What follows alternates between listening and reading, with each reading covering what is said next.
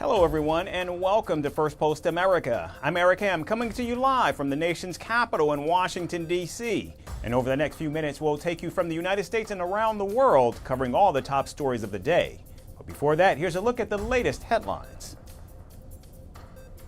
U.S. President Donald Trump says he will soon announce tariffs on imported semiconductors days after excluding electronic products from reciprocal tariffs. Chinese President Xi Jinping visits Vietnam as part of his three-nation tour of Southeast Asia to strengthen regional ties and offset the impact of tariffs unleashed by Washington. Iran's foreign minister will visit Russia this week to discuss the first round of nuclear talks held with the United States over the past weekend. Ecuador's incumbent president Daniel Noboa wins re-election with a promise to continue his crackdown on cartels in one of the region's most violent countries. And an all-women crew, including singer Katy Perry and journalist Lauren Sanchez, to embark on a space trip today with Blue Origin spaceflight.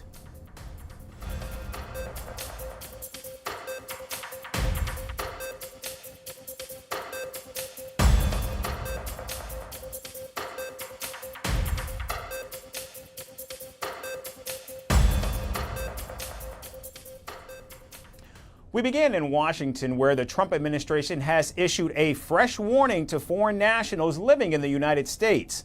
The Department of Homeland Security says non-citizens staying longer than 30 days must register with the federal government, and failure to comply with this order will result in severe punishment, including fines and possibly imprisonment.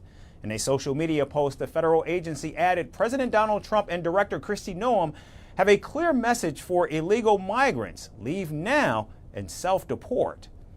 The president, when he called me after he won the election and said, Kristi, what would you like to do in my administration? What would you like to help me with? I said, sir, I'd like to be the Secretary of Homeland Security. And he said, why would you want to do that? And I said, sir, because it's your number one priority. And you need to have someone in that job that is actually strong enough to do what you've promised the American people, who will make the decisions and continue making the decisions even when it gets difficult. Months and months and even years after you take office, we're going to have to follow through on that promise.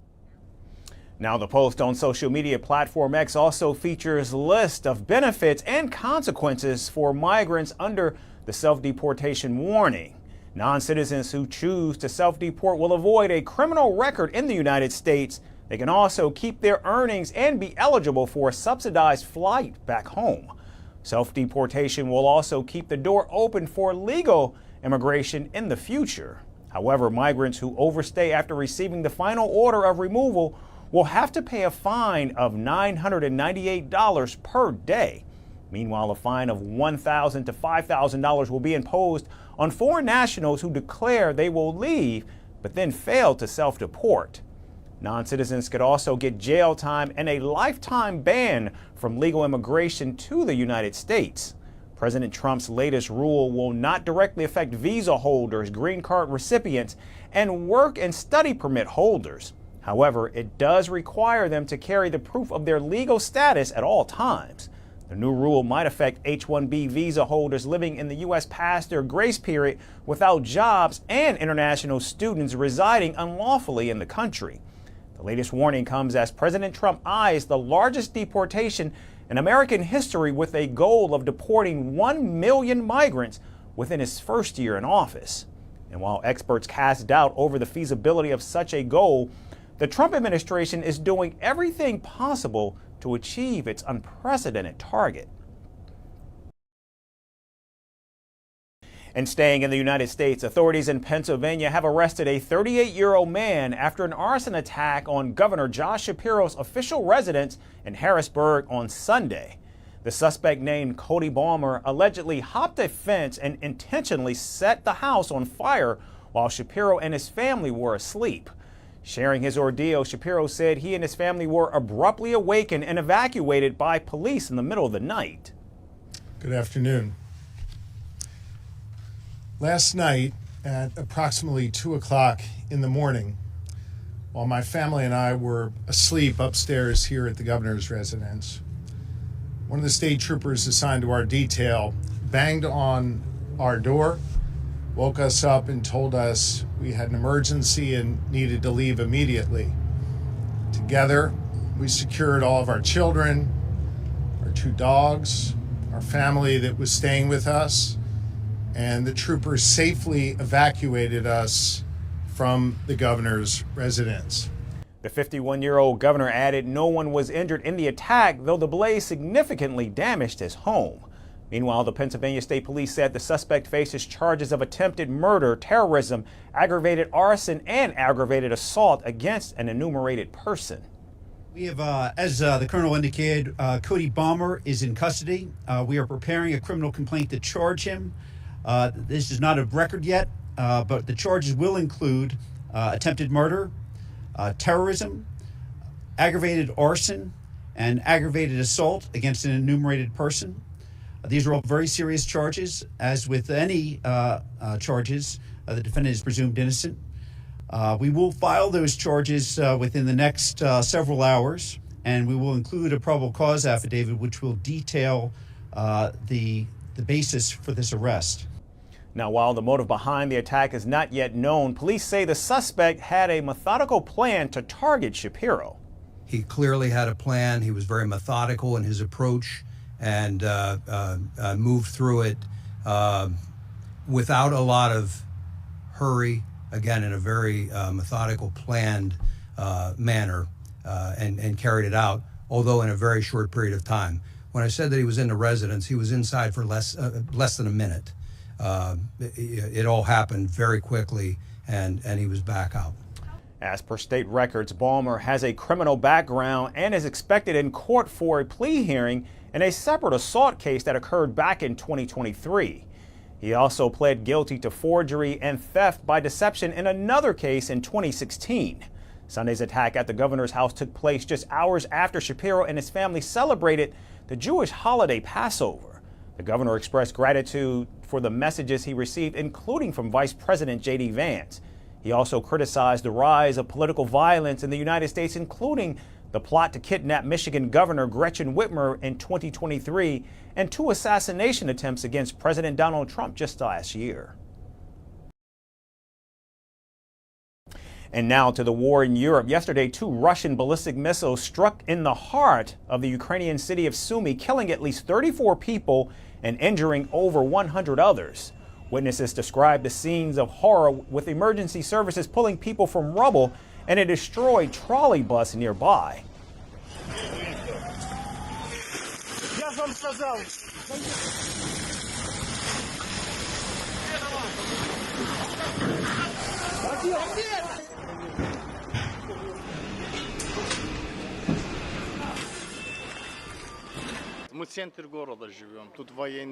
It is horror out there.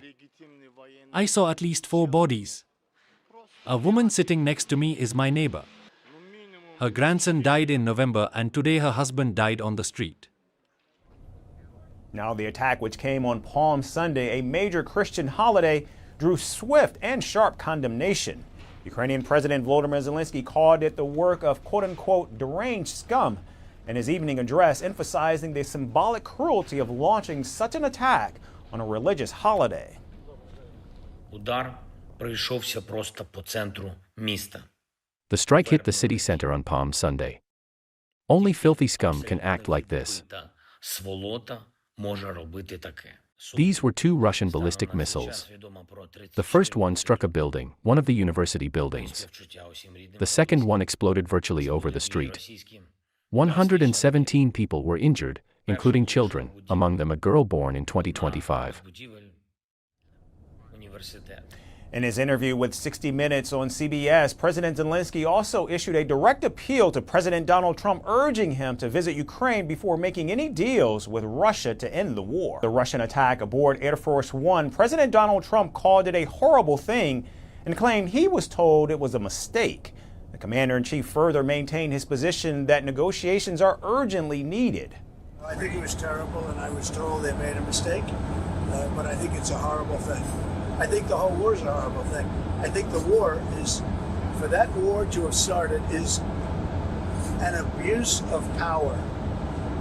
This country would have never allowed that war to have started if I were president.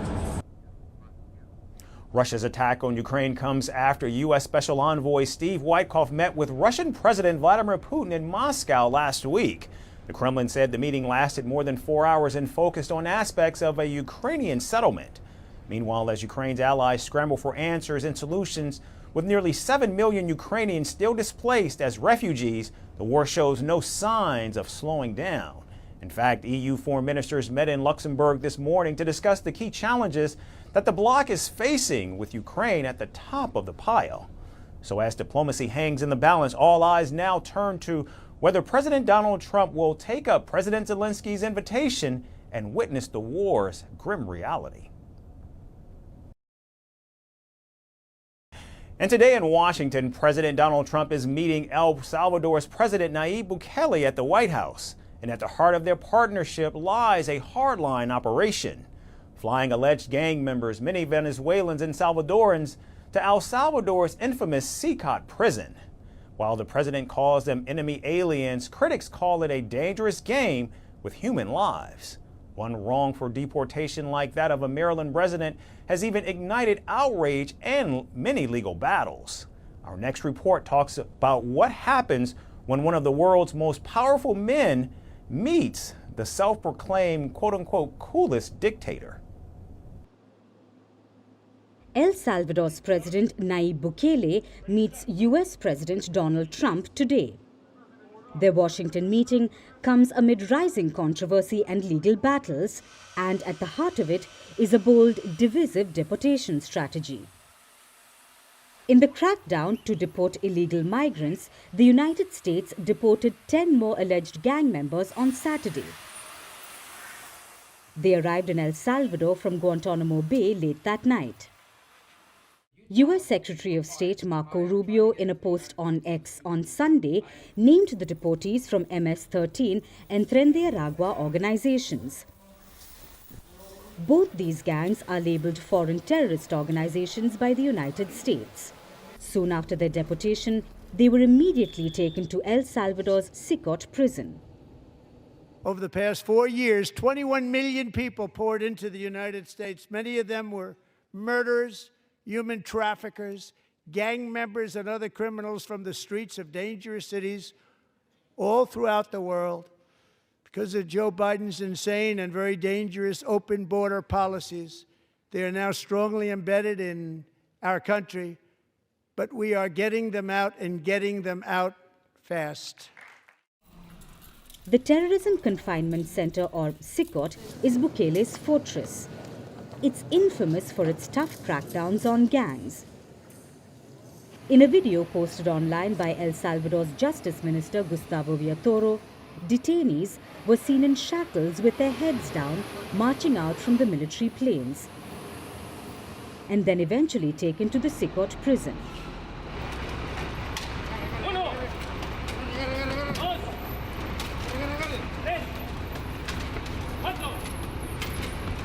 These deportations stem from a Trump-era security alliance. Hailing Bukele's cooperation, the commander-in-chief even called the deportees alien enemies. Since March, at least 5 U.S. flights have landed in El Salvador. Hundreds of Venezuelans and Salvadorans have been deported. Many were expelled under the 1798 Alien Enemies Act, which allows wartime deportation of nationals from hostile nations. Now, even though the Trump administration says they have thoroughly vetted deportees, lawyers and families often cite flimsy evidence like tattoos, clothing, or even mere suspicion. I know nothing about him, and this week I discovered he belongs to the Tren de Aragua criminal gang. If he does belong to the Tren de Aragua, I would be living well, I wouldn't be starving. What they're doing with these boys is unfair.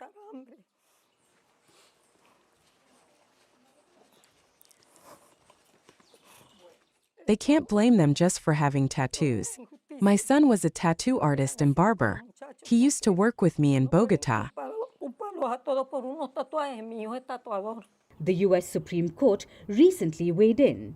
It ruled that detainees must receive fair deportation notice.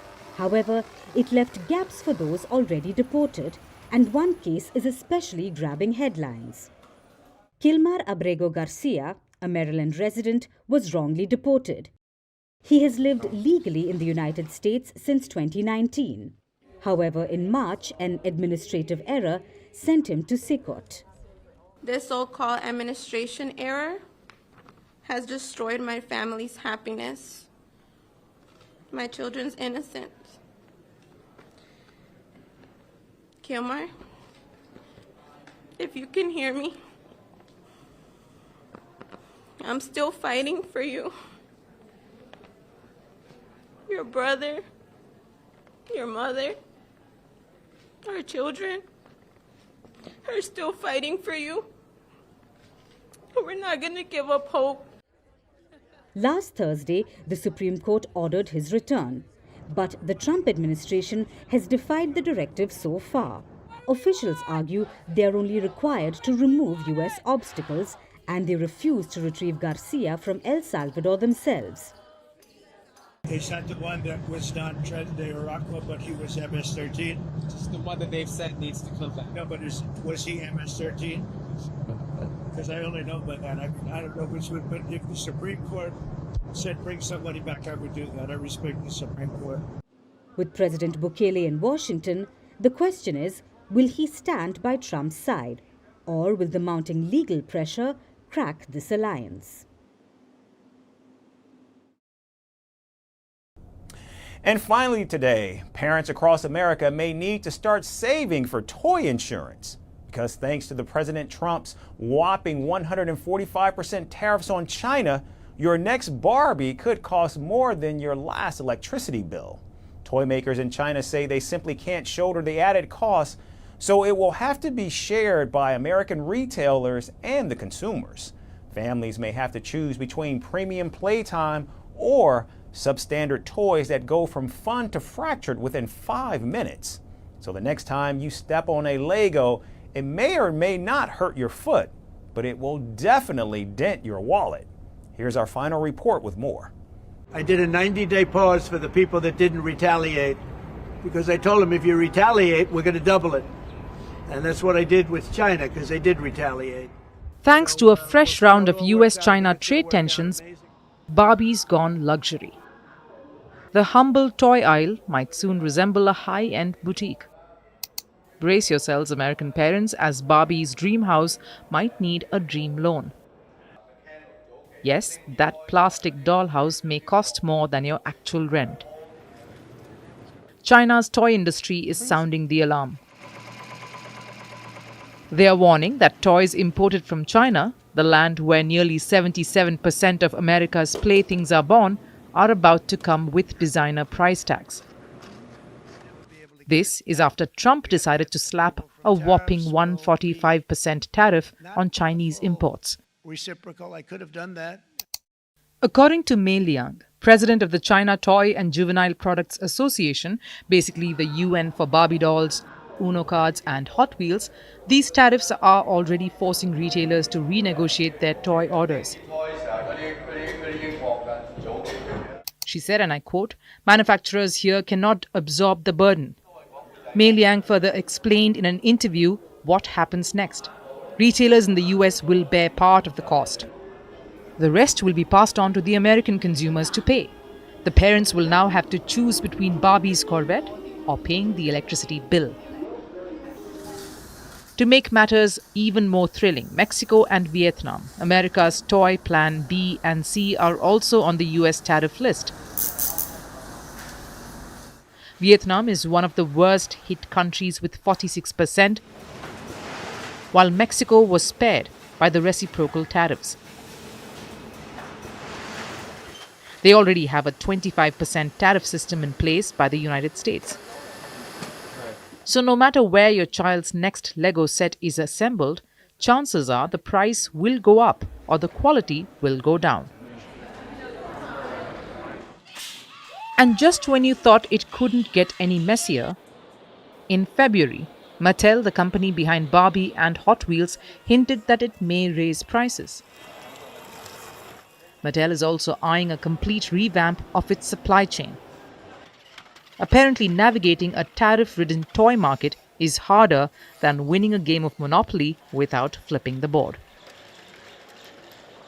In 2024 alone, China shipped over $10.5 billion worth of toys to the US, a number that's likely to shrink or swell in price depending on how the tariff tango plays out. Consumer groups have already warned that could wreak havoc on supply chains and, more importantly, on playroom harmony across the country. So next time you're at the toy store, sticker shocked by the cost of a plastic pony or a Nerf gun, you can thank a trade war dressed up as economic policy. Because nothing says childhood joy quite like explaining to a kid that Barbie didn't come from Target because she couldn't clear customs. That's our show for today. We certainly thank all of you for tuning in. I'm Eric Ham, coming to you live from Washington, D.C. We look forward to seeing you right back here again tomorrow. Thanks, everyone.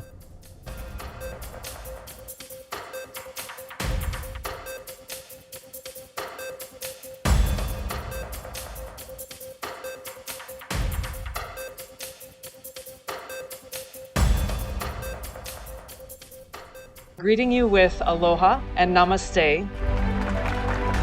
I love India. Presence, occupation of a territory by another country pertains to India, what we saw in Kashmir.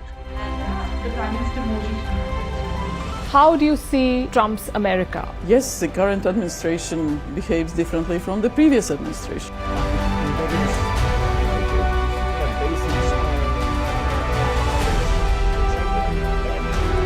Are you saying that there are foreign powers who are trying to bring down the current government in Syria? Exactly. Iran, maybe Russia too. Prime Minister Modi committed to South-South, cooperation. Not over 50%. Is Ukraine prepared to pay the price for that peace? No compromises at the cost of territorial integrity and sovereignty.